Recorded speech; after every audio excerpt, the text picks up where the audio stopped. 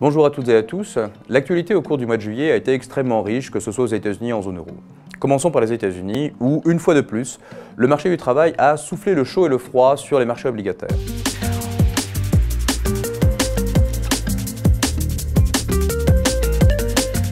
Quand on regarde effectivement les statistiques de l'ADP, on a eu des créations d'emplois qui ont été tout à fait substantielles, mais ces données ont été démenties par le rapport sur l'emploi qui indiquait une légère inflexion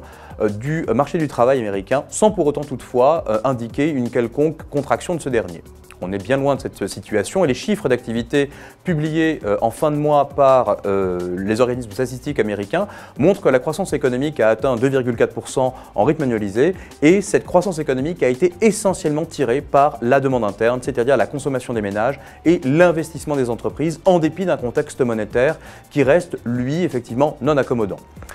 La Réserve fédérale, d'ailleurs, à cet égard, a décidé d'augmenter d'un quart de point son taux d'intérêt directeur, portant ce dernier à 5,25 et 5,5%,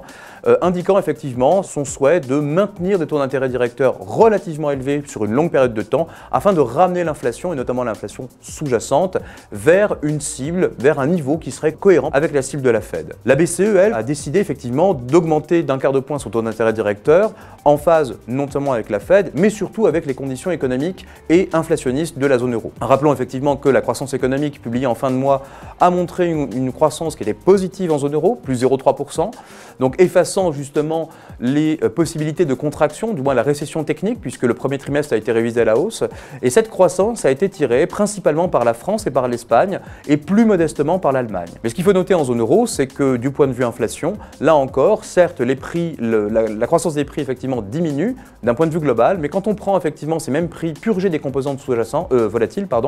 eh bien celle-ci montre effectivement une certaine stabilité. L'inflation en glissement annuel pour le mois de juillet a été de 5,5% dans l'estimation préliminaire, ce qui reste bien loin de la cible de la BCE. D'un point de vue allocation maintenant, ce qu'on peut dire, c'est que ce contexte d'intérêt élevé ne nous a pas empêché de rajouter de la duration dans nos portefeuilles, c'est-à-dire d'acheter des obligations, notamment des obligations à long terme, puisque nous estimons que le pic des taux d'intérêt,